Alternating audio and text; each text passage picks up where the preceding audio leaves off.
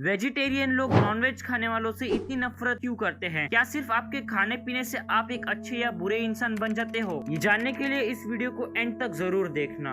तो पर्सनली मैं खुद एक नॉनवेज ईटर हूँ और एज ए नॉनवेज ईटर मेरा पर्सनल एक्सपीरियंस ये रहा है कि अगर आपके दोस्तों ने संडे किसी रेस्टोरेंट में जाने का सोचा है और अगर आपके ग्रुप में कोई वेजिटेरियन हो तो उसके कारण सबको वेज ही खाना पड़ता है, क्योंकि वो सेम टेबल पे नॉनवेज देखना तक पसंद नहीं करेंगे। और क्योंकि आप इतने लंबे समय बाद मिल रहे हो तो अलग अलग बैठने का कोई सेंस नहीं बनता, इसीलिए सब वेज ही खाते हैं, जिससे मुझे कोई प्रॉब्लम नहीं है। उल्टा मैं ये सोचता हूँ कि फ्रेंड्स को कुछ ऐसा खाना चाहिए जिससे शेयरिंग बढ़े। एज ए नॉन वेजिटेरियन मेरे बहुत सारे वेजिटेरियन फ्रेंड्स हैं जिन्हें मैंने कभी नॉनवेज खाने के लिए फोर्स तक नहीं किया, पर प्रॉब्लम तब आती है जब हमें ये बोला जाता है कि क्या तुम्हें शर्म नहीं आती जानवरों को खाते हुए? अगर तेरे साथ ऐसा कोई करे तो तू समझे, या फिर तुम्हें इंसानों को भी खाना चाहिए। इस चीज का मुझे कोई सेंस नहीं लगता कि हम आखिर क्यों एक दूसरे के डिफरेंसेस को एक्सेप्ट नहीं कर सकते। आप वेज हो या नॉन वेज, ये आपके रीजन और कल्चर पे डिपेंड करता है। इंडिया एक मल्टी कल्चरल नेशन है, तो हर स्टेट का अपना अलग कल्चर और अलग फूड होता है। हम इंडियंस काऊ को होली मानते हैं, इसीलिए हम बीफ नहीं खाते, पर इंडिया में कुछ जगहों पर बीफ खाया भी जाता है। तो ठीक है, इस बात को एक्नॉलेज करते हैं कि काऊ एक रिस्पेक्टेबल एनिमल है मेजोरिटी के लिए। मैं बीफ नहीं खाता और मोस्ट प्रोबेबली आप भी बीफ नहीं खाते हैं, पर वेस्टर्न कंट्रीज में देखो तो वहाँ पे बहुत बीफ खाया जाता है। तो आप उन्हें बीफ ना खाने के लिए फोर्स नहीं कर सकते, क्योंकि वो उनका कल्चर है। और चाइना के लोग तो कुत्तों और बहुत से ऐसे जानवरों को भी खाते हैं जिनका मैं नाम तक लेना पसंद नहीं करूंगा। तो जरा सोचो, चाइना के लोग कुछ भी खाते हैं, चाहे वो चीज खाने लायक हो या ना हो। और ये माइंडसेट कि हर एक लाइफ इक्वल है, ये भी गलत है। हर लाइफ इक्वल नहीं होती। भगवान ने हर एक ऑर्गेनिज्म को अलग और यूनिक वे में बनाया है। वो इक्वलिटी किस बात की? मेरे ओपिनियन में कुछ एनिमल्स पेट बनाने के लायक होते हैं, जैसे डॉग, कैट और काउ, और कुछ वो होते हैं जिन्हें पेट नहीं बनाया जा सकता पर हमें उन्हें प्रिजर्व करना चाहिए, जैसे लायन, टाइगर्स, मंकीज। और कुछ खाने लायक होते हैं जैसे फिश, चिकन और बकरी, और कुछ सिंपली मारने लायक होते हैं जैसे चूहे, मच्छर और कॉकरोच। तो जरा सोचिए कि क्या एक चूहे की लाइफ किसी डॉग या लायन की लाइफ के इक्वल है? नहीं। तो एक नॉन वेजिटेरियन को ये बोलना कि तुम्हें इंसानों को भी खाना चाहिए, ये गलत है। और वैसे भी आपको सिर्फ उन चूहों या मच्छरों को मारना है जो आपके घर में है, क्योंकि चूहे फूड चेन में एक सिग्निफिकेंट रोल प्ले करते हैं। और इस देश की ऑलमोस्ट 80% पॉपुलेशन नॉनवेज कंज्यूम करती है। तो जरा सोचिए कि अगर लेट से हमने नॉनवेज को बैन भी कर दिया तो ये डिसीजन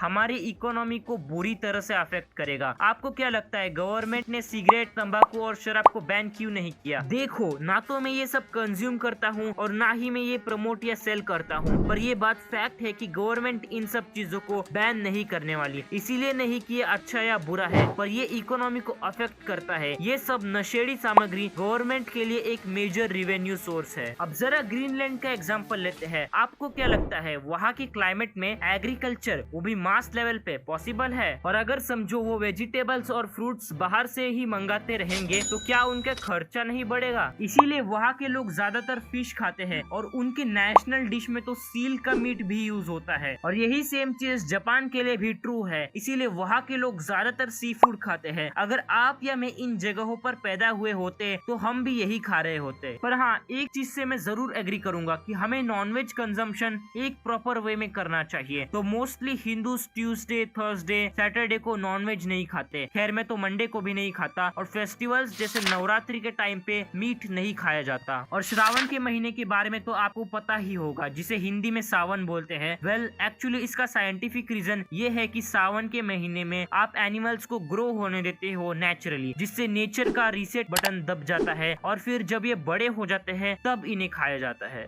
मछुआरे सावन के टाइम पे मछली पकड़ना बंद कर देते थे, लेकिन आज वैसा नहीं होता क्योंकि वो ज्यादा से ज्यादा कमाना चाहते हैं। तो आई होप कि इसका कोई सॉल्यूशन निकले कि फिशरमैन का भी फायदा हो और नेचर का कोई नुकसान ना हो। तो अगर आप एक वेजिटेरियन हो तो ऐसा मत समझो कि मैं आपको हेट करता हूँ। आप वेज हो, नॉन वेज हो, वीगन हो या जैन हो, ये कम्प्लीटली आपकी मर्जी है कि आप क्या खाना चाहते हो। मेरे बहुत से वेजिटेरियन फ्रेंड्स हैं जो ओपन माइंडेड है, पर इस वीडियो को मैंने बस उन लोगों को टारगेट करके बनाया है जो नॉनवेज खाने वालों को राक्षस का दर्जा देते हैं। और अगर आप अभी भी ये सोचते हो तो मेरा आपको बस एक ही मैसेज है, हाँ खाता हूँ मैं मांस, पर हूँ तो इंसान ही, पर क्या यही समझते हो वो जो मांस न छू सका? शिकार तो इंसानियत का ये कहकर किया जाता है, पर भूख के रास्ते में क्या भूल गया है? दिल तो इंसान का है, दर्द भी वही है, फिर क्यों समझे वो दिल से दूरी है? खून से नहीं मोहब्बत से बनता है रिश्ता, फिर क्यों समझे वो जीव हत्या से प्यार है? आओ मिलकर समझे प्यारे भाई और बहन, खाते हैं अलग पर दिल एक ही इंसान का। मांस खाने वालों को